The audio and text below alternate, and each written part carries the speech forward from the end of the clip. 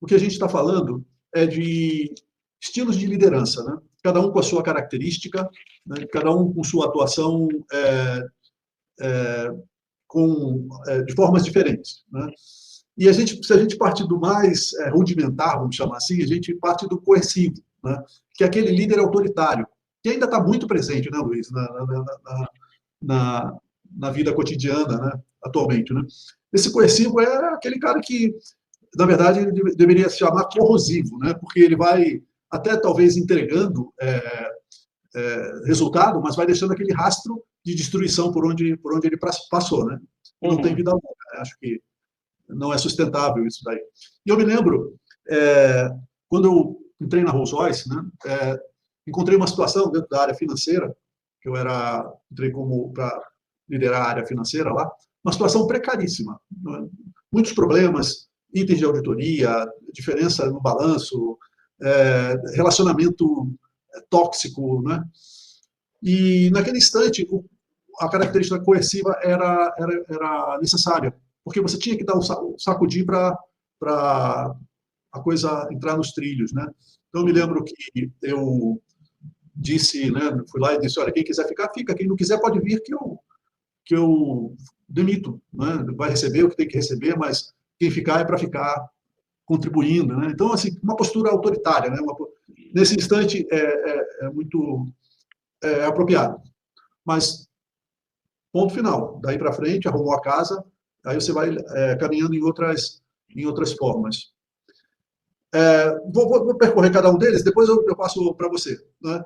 O segundo é o que chama marcador de ritmo. Esse cara, essa pessoa, ele é um expert, ele é um cara muito qualificado, uma pessoa muito qualificada, um cara ou uma moça, não uma mulher, muito qualificado.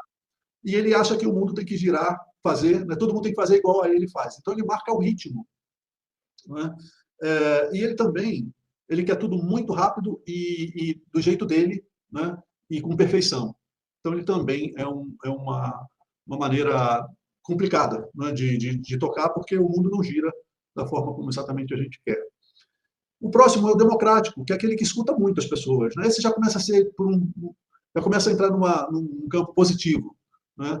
É o democrático, porque ele recebe muitas ideias, né? Abre muitos diálogos, né? Sobre as coisas. Tem um senão, que muitas vezes também ficar discutindo muito, né? Pode ter uma situação de alongar muito as decisões, né? Mas já é algo positivo. Os 3 próximos são os mais positivos, né? Que é o afiliativo, que é aquele que, não prima pela harmonia do grupo e considera as emoções das pessoas. E aí a gente já começa a alinhavar com inteligência emocional e o mindfulness também, né? Então, esse afiliativo, ele é um cara que também não tem... Quando eu digo cara, eu estou falando cara, moça, mulher, né? É o jeito de falar. Ele também não tem problema de demonstrar suas próprias emoções, né? Então, essa pessoa tem essa característica, que é muito apropriado, não é? De se tocar. O líder coaching, que é um desenvolvedor. Ele traça a meta, acompanha, treina, desenvolve, né? Aquele grupo, né? Entende qual é o estágio de cada um deles, né? E tem um plano de ação para desenvolvimento de cada um deles na direção da autonomia, né? E, por fim, o topo lá é o visionário, aquele que inspira, né? Ele coloca a visão lá na frente, né? E põe todo mundo na mesma trilha, no mesmo caminho, almejando aquela visão, né? Que ele colocou. Então, esses 3 últimos, afiliativo, coaching e visionário, eles são os mais positivos de você transitar, porque a gente não fica num só o tempo todo, né? A gente transita pelos estilos, dependendo, né, de como a situação, né, o contexto, né, se apresenta, né?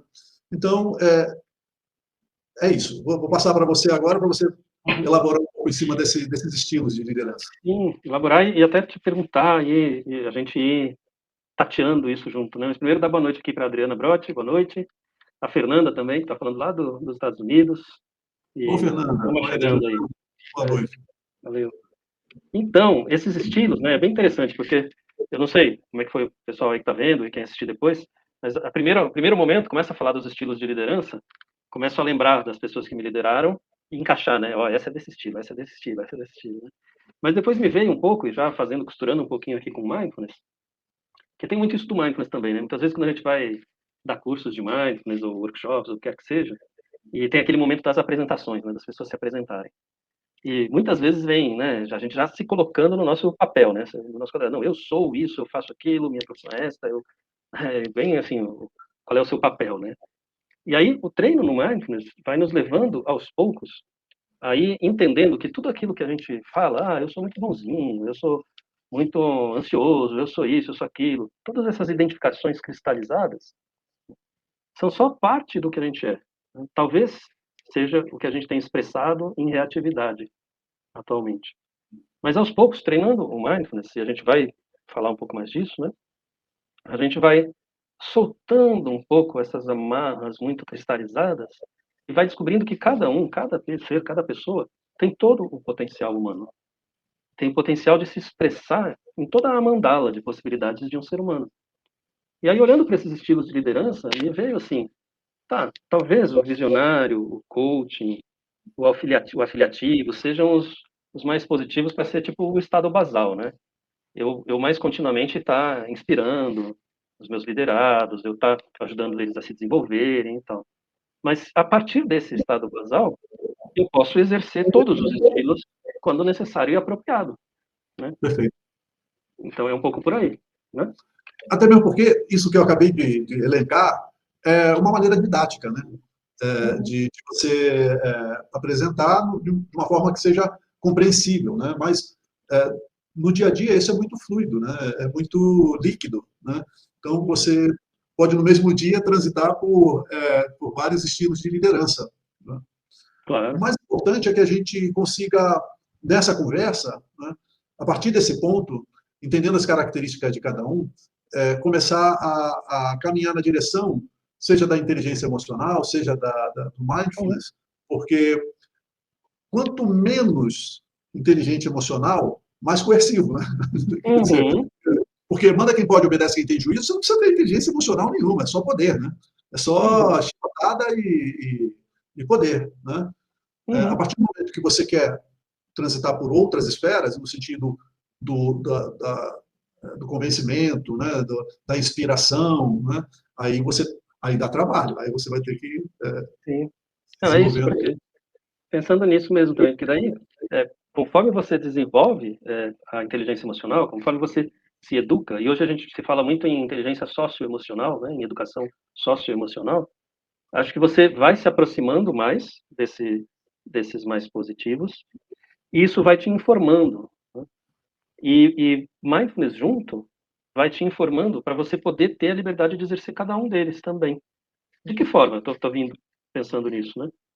Por exemplo, você pega a inteligência emocional. Claro, tem muitos estudiosos dessa área, né? Tem o Daniel Goleman, que você tem aí também, né? Sobre estilos de liderança, inteligência emocional. Tem o Bisquerra, do Chile, que eu estudei bastante. Tem o Paul Ekman, que tem uma outra abordagem. São vários e vários, e muitos, muitos outros. Tem o pessoal hoje estudando do ponto de vista neurocientífico, né? A questão das emoções também, de como elas se desenvolvem. Mas, basicamente, assim, mais ou menos, o modelo de todos eles parte de uma base que é consciência, algo que a gente poderia chamar de consciência emocional. Que é o quê? Né? Eu sei o que está acontecendo em mim na hora que está acontecendo em mim, eu sei nomear. Então agora eu estou sentindo raiva. Pô, assim, sabe aquela coisa da pessoa que a gente já fez isso várias vezes e todo mundo faz? Que você faz alguma coisa e depois, pum, nossa, né? Quem Não não, devia ter feito isso, né? quem não fez, né? Pois é algo que vai. Que nem você mesmo achava certo fazer, achava correto, adequado, mas no calor da emoção ali, né, a gente chama de cego de raiva, a gente não chama de cego de raiva, aquele cego de raiva. Né? No calor da emoção você vai e responde, né, de uma forma, certa forma, e se arrepende depois. Isso é falta de consciência emocional. Você não está ciente da emoção que está experimentando. Você está simplesmente se tornando ela e agindo a partir dela. Então, um primeiro trabalho é o trabalho de consciência emocional. E aí a gente já encontra o mindfulness, né, Ló? Ter É a raiz, consciência. né? Uhum. Porque existe as duas maneiras, né, de você fazer esse treinamento, e aí, mais para frente talvez seja mais, encaixe melhor.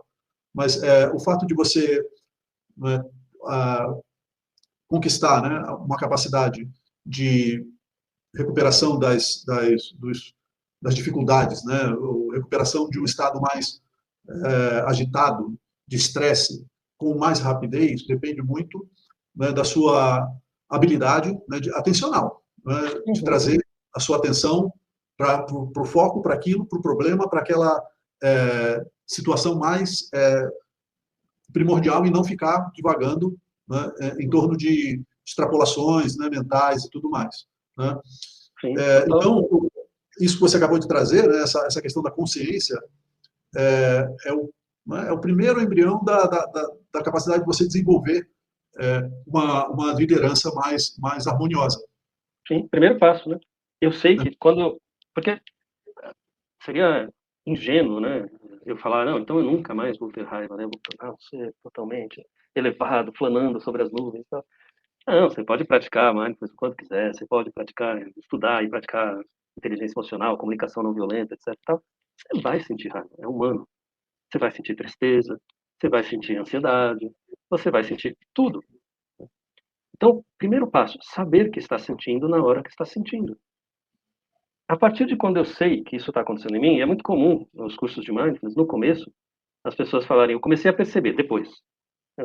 Porque às vezes você fica, né, você entra, por exemplo, numa raiva e fica nela dias, percebendo só a história que a raiva está te contando e justificando a raiva. Né? Você está contando uma grande história que justifica perfeitamente o seu estado de raiva, ou de tristeza, ou o que quer que seja. Né? Mas você começa a praticar mindfulness, essa prática de simplesmente trazer a atenção para o momento presente, reconhecendo como ele é. Né? A gente começa com o corpo, respiração, né? A mente foi embora, trago o corpo respirando. A mente foi embora, trago o corpo respirando. É um treino também de não reagir a tudo que está acontecendo. Você vai fazendo isso, você vai estabilizando, ganhando estabilidade atencional. No começo as pessoas trazem isso. Putz, eu estourei e tal, mas logo depois eu percebi. E já é um passo. Com o tempo, você vai começando a perceber enquanto está acontecendo. E daí é aquela metáfora da semana do nosso último encontro que eu falei dos óculos, né? Agora, quando você está com os óculos que estão pintando o mundo com uma emoção, você está vendo, sentindo, tocando o mundo a partir de uma emoção, você passa a saber que está com esses óculos, né? A partir da base de consciência, e daí também vale estudar sobre emoções, tem um livro muito bacana que chama Emocionário, que ele é feito para crianças, mas serve para todos nós também, que a gente aprende a dar nomes para as emoções diferentes, sutilmente diferentes. Né? A partir disso, você vai desenvolvendo aos poucos regulação emocional. É o que a gente normalmente chama de equilíbrio. Quer dizer, a partir do momento em que eu sei que eu estou vestindo os óculos de raiva, eu já tenho uma base para eu não me tornar raiva. Que eu tenho consciência de que raiva está em mim. Então eu posso fazer o que for necessário para me autorregular, se eu souber como. Por exemplo, mindfulness, que vai ajudando a trabalhar. E mindfulness vai tendo efeitos no cérebro mesmo, os mecanismos cerebrais, né, de autorregulação. Consciência emocional se torna a base para a regulação emocional. E a regulação, né, primeiro, você está falando sobre dois grandes né, pilares, né, da inteligência emocional, segundo o Daniel Goleman, que é a autoconsciência, que é você reconhecer, né, o que está se passando com você, nomear, né, que é importante nomear, e desenvolver a capacidade de autorregulação.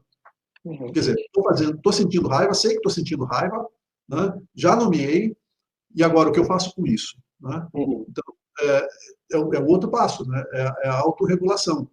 Porque é aquela coisa, né? Se você não primeiro se socorre, você não tem condição de socorrer os outros, né?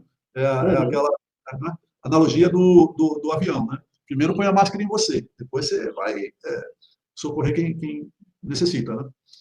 Então essas duas são fundamentais. Por quê? Porque a liderança, né, Luiz, a liderança é um exercício do contato, né? A liderança é um exercício de você né, estar com outros seres humanos, por enquanto, né? Daqui a pouco isso pode mudar, mas por enquanto você está lidando com seres humanos, né? Cada um com o seu mundo, cada um com as suas reatividades, com seus traumas, né, com as suas bagunças emocionais, né? E você precisa realmente, como líder, na posição de líder, você precisa desenvolver a arte, né, da habilidade social. Né? E aí a gente já começa a tocar num outro, né, domínio da inteligência emocional, que é a habilidade social. Sim, sim. E aí passa por outro que você mencionou aí também, no seu caminho aí, porque Que é é a estudar empatia. também, também. É um mundo amplo, né? Em vários dos modelos, né, a gente tem essa consciência e essa regulação, e a regulação, então, tá, você está dando respostas mais adequadas às situações, emocionalmente. Isso é uma regulação emocional, né? Eu não estou passando do ponto, eu estou dando respostas adequadas. Tem situação que pede firmeza, é o melhor a fazer. E aí talvez seja o líder coercitivo, ou o marcador de ritmo, né? Mas a maior parte das situações, não. A gente já está começando a se aproximar, provavelmente, ali do democrático, indo para o afiliativo, né? E aí, legal, você tem, então, regulação emocional, dá respostas adequadas. Tá? Tendo consciência das emoções quando estão acontecendo, e tendo mais regulação, e no mindfulness, vamos trazer para o mindfulness, por exemplo. Como é que isso desenvolve? Um exemplo bem prático. Eu estou aqui, sentado, né, com a minha respiração, fazendo atenção, né? Aí a mente começa, né? Blá, blá, blá, blá. E aí eu me lembro, não sei se eu falei para você já, ou trouxe no outro encontro, uma vez que eu dei um workshop em uma usina hidrelétrica, que o cara falou que foi até a casa dele, brigou com a filha e voltou durante a prática, né? O que acontece? Ele estava sentindo raiva. Ele estava aqui parado, com a respiração, só que a mente foi lá até alguma situação da casa dele, com a filha, adolescente. Ele estava brigando com a filha, então o corpo começou a responder à raiva. Ele falou que estava sentindo o corpo tenso, tensão, né? Sensações físicas de raiva, ou seja, houve mudança no cérebro também, né? A comunicação dos neurônios, neuronal. Corpo tenso, né? Só que uma hora ele percebeu isso. Ele notou, isso é uma experiência mental. Eu estou aqui praticando. Daí ele trouxe a atenção para o corpo respirando. O que é o corpo respirando? É algo num ritmo razoavelmente constante, pode até ter diferenças às vezes, em que está, a cada vez que inspira, trazendo energia e vitalidade, nutrindo todas as células do corpo, e a cada vez que expira, soltando. O ar sai, né? E o corpo está cheio, o corpo faz assim, ó.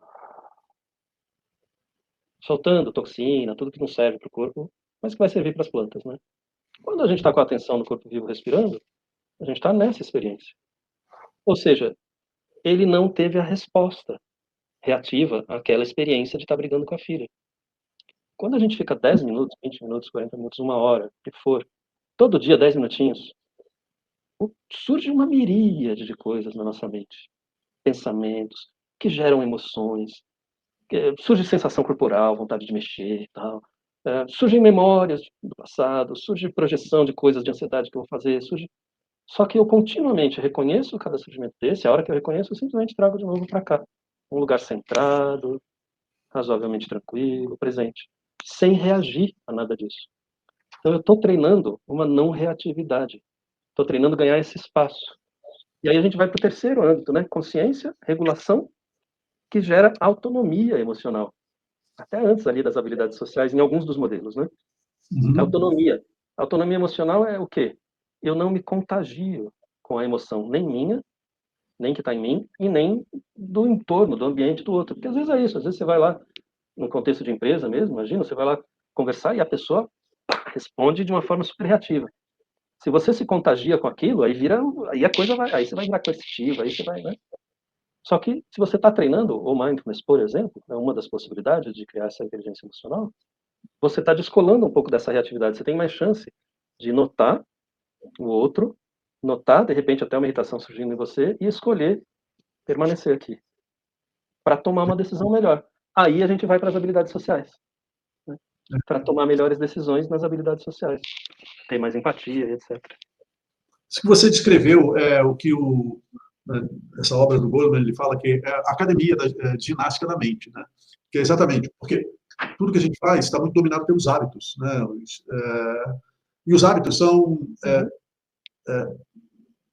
comportamentos, né? Eles nos impõem comportamentos que eles não estão no nível mais visível da consciência, né? Eles partem do subconsciente, porque nossa mente consome muita energia e os hábitos nos facilitam bastante, né? Porque a gente não precisa ficar pensando para coisa. Você pegou esse copo aí, está bebendo, né? certamente você não pensou, eu devo pegar com essa mão, botar na boca e engolir e tal. Não, você pegou e bebeu como uma atitude, né, de hábito. Né? E as nossas reações são também muito pautadas pelo hábito, né, que foram sendo forjados, né, e foram sendo talhados por alguma razão ao longo da vida, né, e mudar isso não é fácil. E o que você descreveu foi justamente esse treinamento, né, que faz com que você não somente vá fazendo essas peripécias, né, e trazendo de novo para algo que é intencional. No caso do teu exemplo, a respiração. Né? E isso é um exercício, né? É como se fosse uma musculação, como se fosse um exercício físico, né? Que acaba trazendo E aí a gente vai, né, falar um pouco, não aqui agora, mas um dia talvez, sobre a mudança da neuroplasticia, né? Que é a mudança física cerebral, né?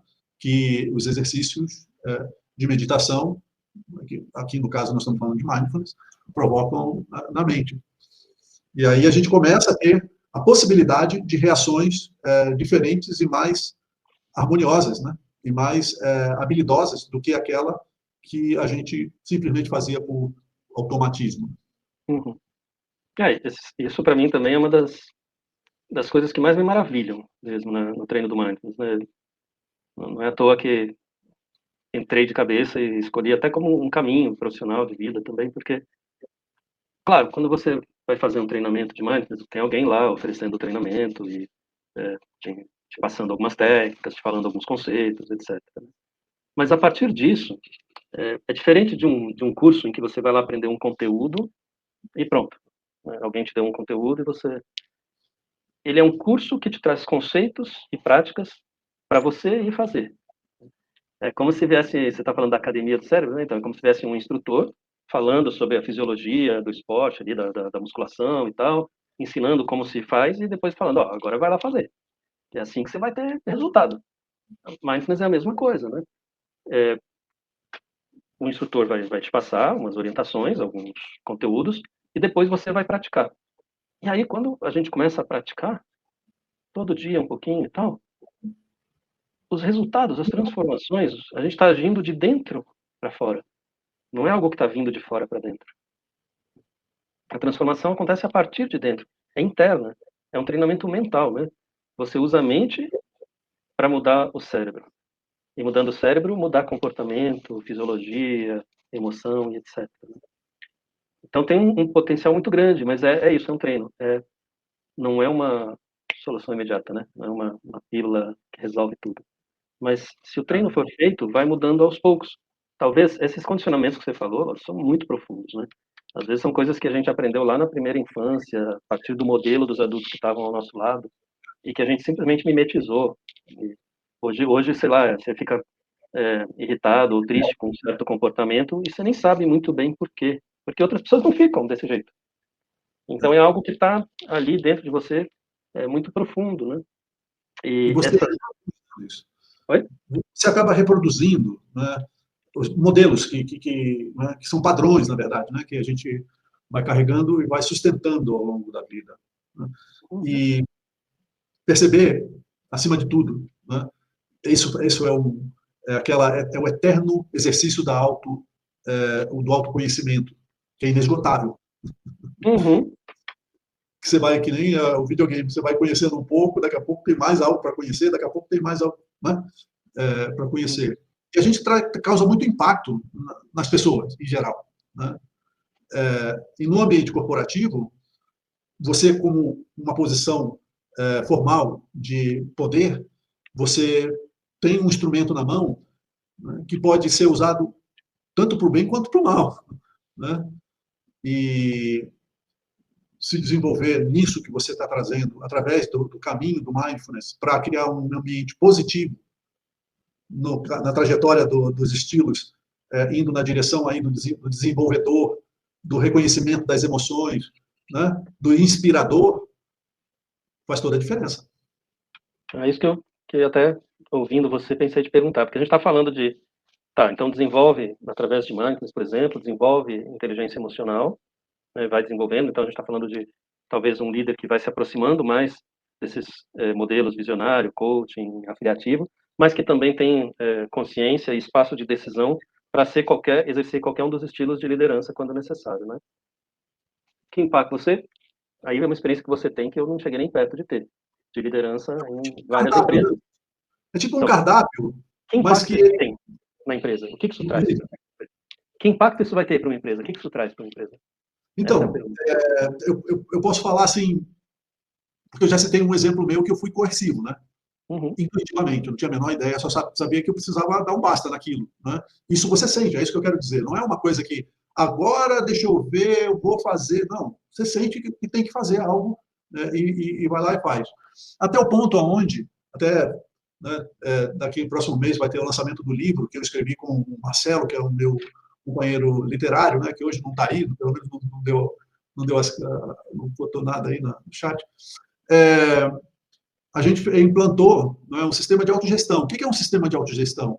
Ele se afasta completamente do sistema coercivo, porque ele valoriza a contribuição humana, né? Ele é democrático, ele entende, vamos dizer assim, a dificuldade das pessoas como um afiliativo. E, acima de tudo, tem uma base de treinamento muito forte para que as pessoas se desenvolvam e tenham autonomia. Você falou da autonomia da consciência, né? Então, Emocional. dentro da empresa, você vai buscando sempre esse caminho que vai caminhando, né, para o visionário, porque você tem que botar algo na frente que as pessoas olhem, se inspirem, comprem a ideia, né, no coração, né, de fazer junto. Né? Então, uma vez que você tenha esse conjunto de coisas funcionando, né, do afiliativo, do coaching, do visionário, e uma vez que as pessoas estão suscetíveis, estão receptíveis, né, a esse tipo que não é fácil, que não é fácil você fazer essa transição, né? As pessoas reclamam muito, mas estão muito acomodadas né, em obedecer ordens, porque conquistar autonomia com responsabilidade é intimidador, né? Então, assim, o que acontece? Você pode transformar essa empresa num ambiente, primeiro, clima, né? Um clima organizacional deteriorado, você pode transformar isso em algo que dá prazer, né, de você trabalhar. E isso está provado, né, cientificamente, que quanto mais as pessoas estão motivadas, felizes, buscando, né, porque estão alinhadas com o seu propósito, com o propósito da empresa, você acaba gerando lucro, resultado, dinheiro, né? Uhum. E é isso que acaba funcionando, né? E aqueles caras que... não só aqueles caras, eu acho que mais aqueles caras, nesse caso. Mas mulheres também, pode ser. Que acreditam que... Não, nada a ver, isso é tudo papo de nova era, e o que funciona mesmo é mandar, e quem é esperto obedece, como é que é? Manda quem pode, obedece quem tem juízo. Isso. E aqueles que acreditam nisso? O que você Então, diria para eles? Porque você tem. sabe que nessa época, porque foi uma transição, né, uma virada de chave, né? Quando você, de forma, vamos dizer assim, coerente e decididamente, né, resiliente, né, você decide fazer essa transição, é claro que tem gente que não só os líderes, não só os chefes, no sentido pleno da palavra, mas também os liderados também, né? Uhum. Tem gente que não se adapta. Então, o que eu digo é o seguinte, aos poucos, essas pessoas boiam e fica evidente. Então, ou você, né, convida para buscar outros caminhos, ou a própria pessoa mesmo não se identifica e vai embora. E tudo bem que seja assim, porque se você, nesse instante, né, abrir mão daquilo que você está almejando, né, e que já tem a maioria engajada, se você ficar se prendendo, né, em detalhes, né, você não transforma, não. Então é isso. Quem se encaixa, fica. Quem não se encaixa, busca outros caminhos. Né? Olha, eu conheci, vai falando. Mas claro, você pode oferecer um treinamento de mindfulness, você pode oferecer uma comunicação não violenta, uma CNV, etc, etc, né? Imagino que quando você implantou lá esse sistema de autogestão, as pessoas precisam ser treinadas para isso, né? Claro. Treinadas. treinadas. Mas é isso, eventualmente vai ter gente que vai falar, eu não quero para mim, não quero. E isso é um senão, isso é um senão colocado, inclusive, na literatura, né? Dizendo que a base, né, a base que está, né, sustentando isso precisa estar aberta para isso. Né? Então, isso também é trabalho do líder, não é uma coisa que é dada. Né? Você precisa ter a capacidade de ter os primeiros passos são realmente na direção do buy-in, né? Daquela coisa do criar o clima, criar um momento para que todo mundo, ou o máximo de pessoas possível, né, se conectem. Né? E o mindfulness tem pode ter, né, teria, que naquela época, eu estou falando de época atrás, eu não tinha essa questão, nem se falava em mindfulness nas empresas, até onde eu não me lembro. Né? Mas poderia ter tido uma contribuição, teve trabalho psicológico, né? Teve trabalho de uma psicóloga conversando com as pessoas e tal. Mas se ela traz o mindfulness para dentro da empresa, aí fechava essa questão, né?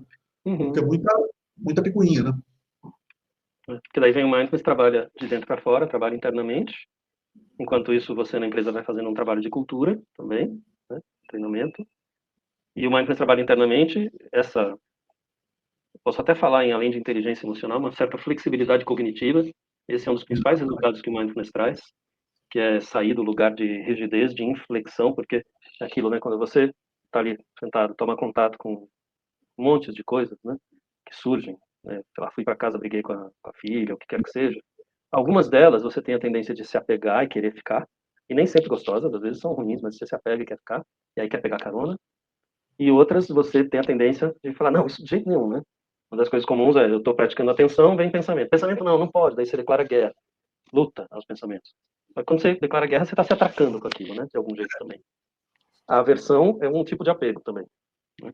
E aí no mindfulness você aprende uma postura que não é indiferença exatamente, não é, tanto faz. Eu estou interessado em ver os conteúdos que estão surgindo na mente, no corpo, no coração, fora, em volta. Eu tenho interesse, tenho engajamento, porém eu não sou jogado para lá e para cá com tudo. Eu tenho abertura e interesse e tenho uma certa equanimidade, né? O nome disso é equanimidade. Tudo me interessa, o que eu gosto e o que eu não gosto, o que eu concordo e o que eu não concordo. E aí isso vai desenvolvendo flexibilidade cognitiva, a possibilidade de considerar outros pontos, outras formas, sair da rigidez. Né?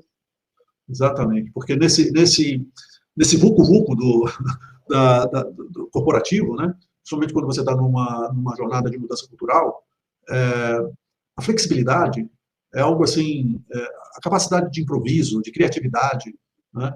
Toda vez que você se sente afrontado, né, ameaçado, você reduz completamente a tua capacidade cognitiva, né? De expansão, né?